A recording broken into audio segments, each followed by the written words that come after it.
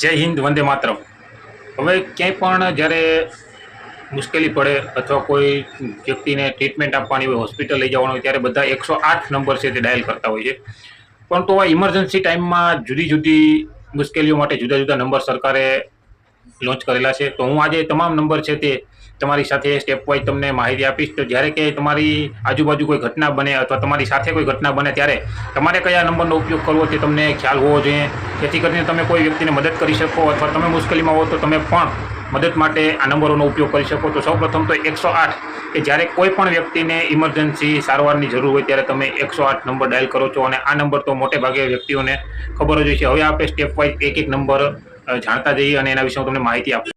112 number 112 number એક એવો number છે કે જે ઓલ ઇન વન તરીકે ઓળખવામાં આવે છે। તેમાં ફાયર બ્રિગેડ પણ આવી જાય, એમ્બ્યુલન્સ પણ આવી જાય અને તમારે પોલીસ ડિપાર્ટમેન્ટ પણ તમે જાણ કરી શકો છો। એટલે 112 નંબર છે તે તમે ગમે ત્યારે કોઈ પણ પરિસ્થિતિની અંદર ડાયલ કરો છો અને તમને યોગ્ય સહાય મળશે। 100 નંબરથી તો તમે બધા પરિચિત જ હશો, કારણ કે 100 નંબર જ્યારે કોઈ ગુનો બને, ચોરી થાય અથવા તમારી ઉપર હુમલો થાય ત્યારે પોલીસને જાણ કરવા માટે તમારે 100 નંબર ગાડી અથવા કંટ્રોલ રૂમનો જાણ કરવા માટે 100 નંબરનો ઉપયોગ થાય છે।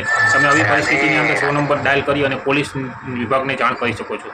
101 નંબર 101 તમે જ્યારે ડાયલ કરશો તે ફાયર વિભાગ માટે ફાળવવામાં આવેલો છે। જ્યારે તમારે કોઈ આજુબાજુ આગ લાગી હોય અથવા આગ લાગવાનો ભય હોય ત્યારે તમે 108 ડાયલ કરી અને ફાયર વિભાગને મદદ માટે બોલાવી શકો છો।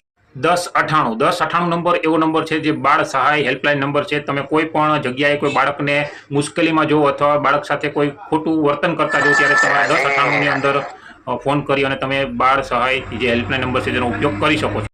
1091 નંબર છે તે મહિલા હેલ્પલાઇન નંબર છે। જ્યારે મહિલાનું ક્યાંય શોષણ થતું હોય, હેરેસમેન્ટ થતું હોય ત્યારે તમારે આ નંબર ઉપર કોલ કરી અને મદદ માટે તમે માંગી શકો છો। 1091 નંબર 14567 આ નંબર છે તે સિનિયર સિટીઝન માટે ફાળવવામાં આવેલો છે। જ્યારે કોઈ પણ વૃદ્ધ વ્યક્તિ છે તે મુશ્કેલીમાં હોય તમારી આજુબાજુ ત્યારે તમે આ નંબરને ડાયલ કરી શકો છો, જેથી કરીને જે સિનિયર સિટીઝન છે તેને મદદ મળી જશે।